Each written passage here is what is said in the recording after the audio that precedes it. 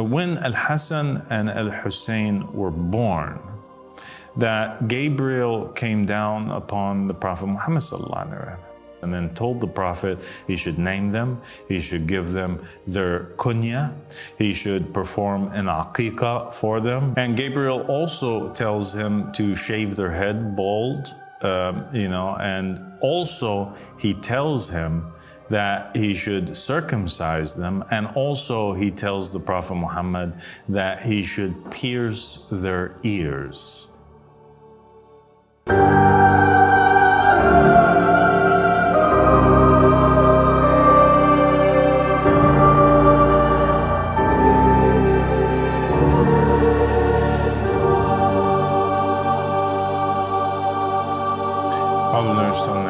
بسم الله الرحمن الرحيم اللهم صل على محمد وآل محمد الأئمة والمهديين وسلم تسليما. Assalamu alaikum wa rahmatullahi wa barakatuh.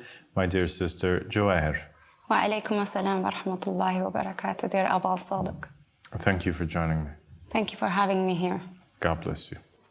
Thank you. So I have a question, which is that in one of your previous episodes you mentioned that the scholars, they've made whatever was haram for the people halal, and vice versa. They've said that whatever was halal, they made it haram. Do you have any evidence for that, where this happened?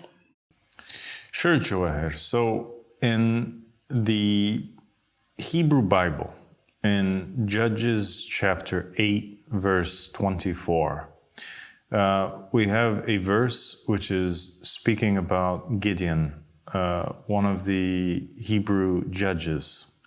And he had just led the Israelites in a battle in which they had defeated the Midianites. And the Midianites were an Arab people, so they were descendants of the Ishmaelites, right? Or descendants of the Prophet Ismail, son of Abraham, alayhi salam. They were the cousins, essentially, of the Israelites. And in that verse, Gideon demands an offering from the Israelites because they had asked him to rule over them as king. And so he says that he shall not rule over them as king, but the Lord will rule over them. Okay? But he demanded of them an offering, and that offering was an earring. Okay? And then the verse says that he demanded from them an earring, for it was a custom with the Ishmaelites that they wear earrings. Okay? So the implication here is that the army which they defeated, the Midianites, who were descendants of Ismail alayhi salam, that they had a practice or a sunnah that they were engaged in. And this practice that they were engaged in, the sunnah, was the sunnah of Ismail alayhi salam, and that is that it was custom for their men to wear earrings.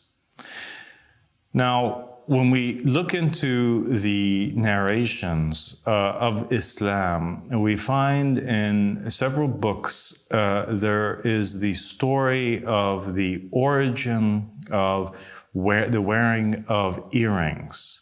And it states in there that the very first person to wear an earring was Hajar alayhi salam, who was the mother of Ismail alayhi salam. And the story goes as such. It's said that she became pregnant with a son from Abraham, which was Ismail. And at that time, Sarah had still not gotten pregnant. And so she became enraged with jealousy. She saw that Abraham, her husband's heart, was leaning towards Hajar. She saw also that the Lord had favored Hajar with being pregnant after prohibiting or not granting a child to Sarah. And she made an oath. She swore that she would sever several of the limbs, 3 in particular, off of Hajar. Abraham, the narration states, became afraid because he was worried that she was either going to cut off the ears and the nose of Hajar, or perhaps something else, okay? And so in an attempt to not allow for the oath, the swear, which now had become binding because she swore by Allah subhanahu wa ta'ala, to fall down and she go against it, because that would have been a great sin. And in order to prevent her from doing something which would disfigure Hajar and make her appear very ugly, he decided to make a suggestion to her. And that suggestion was that instead of cutting off her ears and her nose, that she pierce her ears. And thus, Hajar, after Sarah accepted this suggestion, became the first woman to have her ears pierced. And afterwards, she wore earrings in her ears. And that's interesting, because it was an act, the narration states, that had begun with an attempt to disfigure Hajar, but the narration states that it only increased Hajar in beauty. Okay? So there we have the origin of it. She's the very first person to have her ears pierced. It is an act that was suggested by a prophet. And so an act that is suggested by a prophet is always a good act, and it's good to emulate that act or imitate it. But it's not like circumcision, where Allah subhanahu wa ta'ala had told Abraham, you must circumcise your sons. Right? But rather it became something which is a sunnah. A prophet did it, and you can imitate it, but it's not an absolute must. You don't have to. It's not a commandment. Now, the narrations from the Ahlul Bayt alayhim salam, they state that when Al-Hasan and Al-Hussein were born, that Gabriel came down upon the Prophet Muhammad sallallahu alaihi wasallam.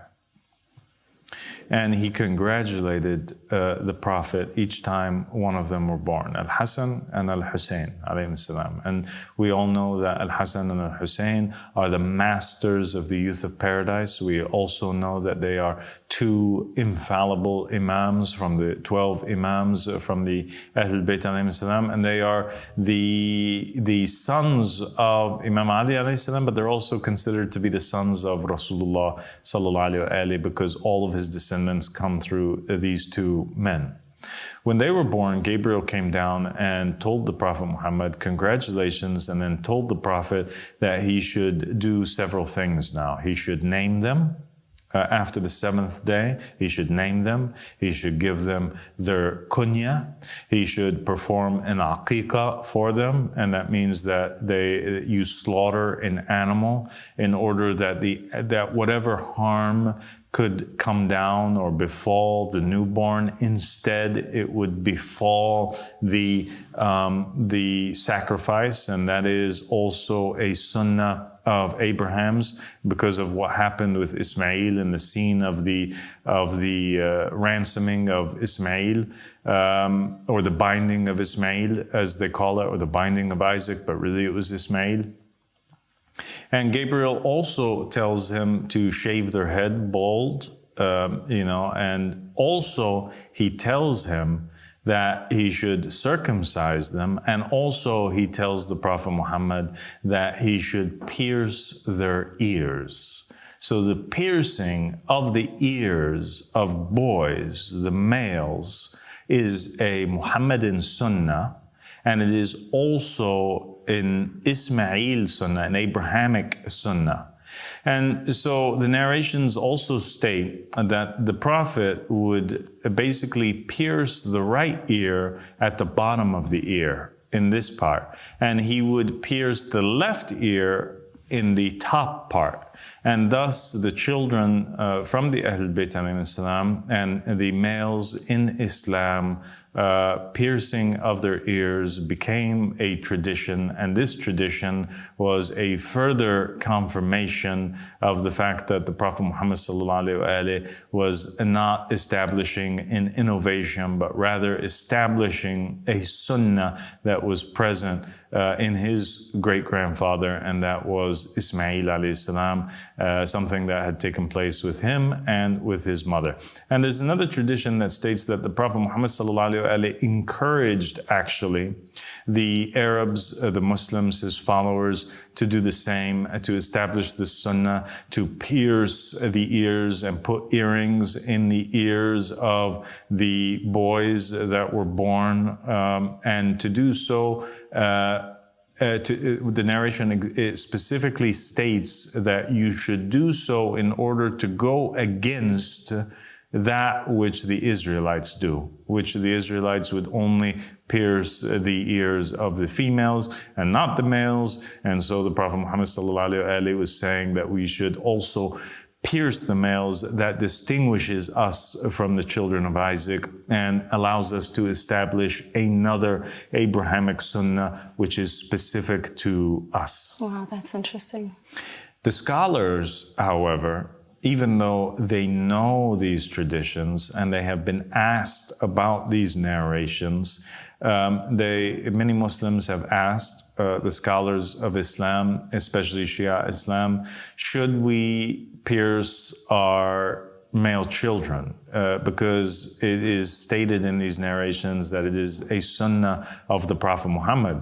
And the scholars would answer and say no. Thus, they are forbidding a sunnah that the Prophet practiced on Al-Hasan and Al-Hussein. So they don't want us to imitate the Prophet nor imitate the Imams, and the reasoning that they give is something that they deducted with their, deduced with their own thinking and their own contemplation, their own ijtihad. They say that it is not permissible, according to other narrations, that we make ourselves look like females, or we make ourselves look like bad people, meaning homosexuals, or that we do something which would draw attention to ourselves by making us look weird or out of the norm in the society in which we live. And because wearing earrings for males is something that the homosexuals do in this day and age, and it's something that only females do